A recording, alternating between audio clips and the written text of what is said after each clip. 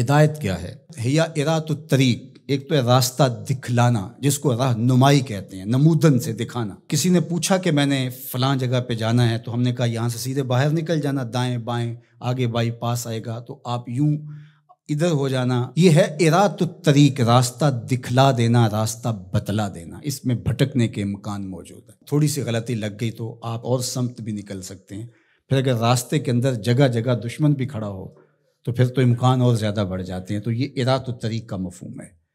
اور ہدایت کا دوسرا مفہوم ایصال الی المطلوب، منزل تک دست کرم سے پکڑ کے پہنچا دینا۔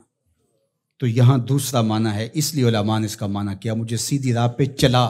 مطلب کیا کہ سیدھی راہ تو میں دیکھ چکا ہوں، لیکن قدم قدم پہ شیطان اور نفس موجود ہیں جو میری راہ بھٹکا دیں گے۔ مالک تو دست کرم بڑھا اور مجھے منزل پہ پہنچا دے۔ اللہ اکبر۔ تو یہ ہے ایصال الی المطلوب۔ تو ہدایت کا یہ مفہوم، اور یہاں ہدایت سے مراد وہ ہدایت جو پیغمبروں کے ذریعے سے، کتب کے ذریعے سے اللہ تعالیٰ نے حضرت انسان کو دی۔ ایک فطری ہدایت ہے، جبلی ہدایت، اور وہ اللہ تعالیٰ نے انسان کیا جانوروں کو بھی دی ہے۔ وہ بطخ کا بچہ بھی جب انڈے سے نکلتا ہے تو وہ کسی سے تیرنا سیکھتا نہیں ہے، وہ خود چھلانگ لگا دیتا ہے اور تیرنے لگ جاتا ہے۔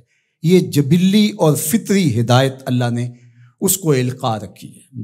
بچہ پیدا ہوتا ہے تو اس کی زبان ہوتی ہے، بولنا نہیں جانتا، وہ آ کے سیکھتا ہے۔ ہاتھ ہوتے ہیں، پکڑنا نہیں جانتا، آ کے سیکھتا ہے۔ قدم ہوتے ہیں، چل نہیں پاتا۔ سنتا ہے، سمجھ نہیں پاتا۔ دیکھتا ہے، پہچان نہیں پاتا۔ یہ ساری چیزیں تدریج سے سیکھتا ہے۔ لیکن بچے نے ماں کی چھاتی سے دودھ کیسے لینا ہے تو یہ اس کو جبلتاً بتایا جاتا ہے، چونکہ اس کی پہلی ضرورت ہے، باقی چیزیں وہ آ کے سیکھتا ہے۔ اسی طرح خیر اور شر، یہ بھی اللہ تعالیٰ نے القاء کیا انسان کو۔ پیغمبروں نے آ کے راستے اجالے، لیکن اچھائی کیا ہے، برائی کیا ہے، یہ انسان کو پتہ ہے۔ کسی کو تھپڑ مارنا بری بات ہے، یہ کہیں سے اس نے نہ بھی پڑھا ہو، کسی نے استاد نے نہ بھی بتایا ہو، یہ اس کا ضمیر بتاتا ہے کہ یہ غلط ہے۔ تو خیر اور شر یہ اندر تمہارا بتاتا ہے، یہ فطری اور جبلی ہدایت ہے۔ فَأَلْهَمَهَا فُجُورَهَا وَتَقْوَاهَا۔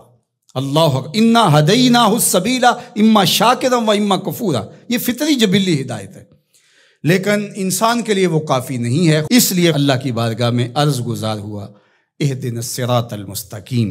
اللہ مجھے جبلی ہدایت تو عطا کر دی، اور تو نے مجھے ایمان کا نور بھی دیا، تبھی تو نماز کے لیے یہاں آ کے کھڑا ہوں نا۔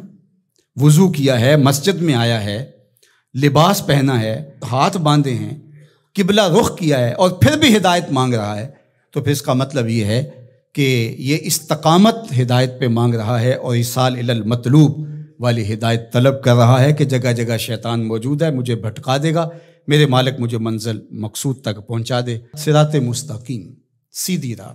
اس کا ایک معنی لکھا کہ الاسلام ہے، کہ صراط مستقیم اسلام ہے، مجھے اسلام کا راستہ عطا کر دے۔ دوسرا معنی اس کا بیان فرمایا کہ انہو کتاب اللہ تعالی، اس سے مراد کتاب الہی ہے، قرآن مجید ہے، چونکہ قرآن سے سیدھا کوئی راستہ ہو نہیں سکتا۔ ان ھذا القرآن یہدی للتی ہی اقوم، یہ وہ راستہ دکھاتا ہے جو بالکل سیدھا ہے۔ قرب قیامت کے فتنوں کا ذکر جب ہوا تو حضرت علی نے حضور سے پوچھا کہ حضور پہ بچنے کی صورت کیا ہے، تو برجستہ کہا اللہ کی کتاب قرآن مجید۔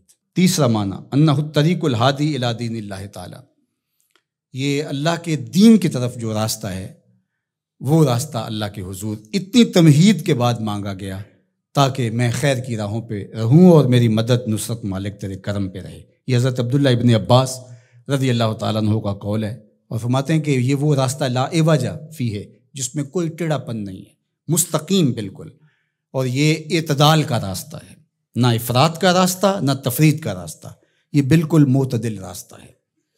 اور پھر چوتھا قول جو حضرت حسن بصری اور ابو العالیہ رضی اللہ تعالیٰ عنہ کا ہے، وہ فرماتے ہیں صراط مستقیم سے مراد ہوا رسول اللہ صلی اللہ علیہ وآلہ وسلم۔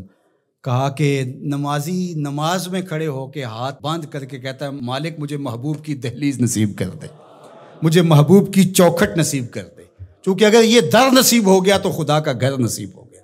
بخدا خدا کا یہی ہے در، نہیں اور کوئی مفر مکر، جو وہاں ہو یہیں آ کے ہو، جو یہاں نہیں وہ وہاں نہیں۔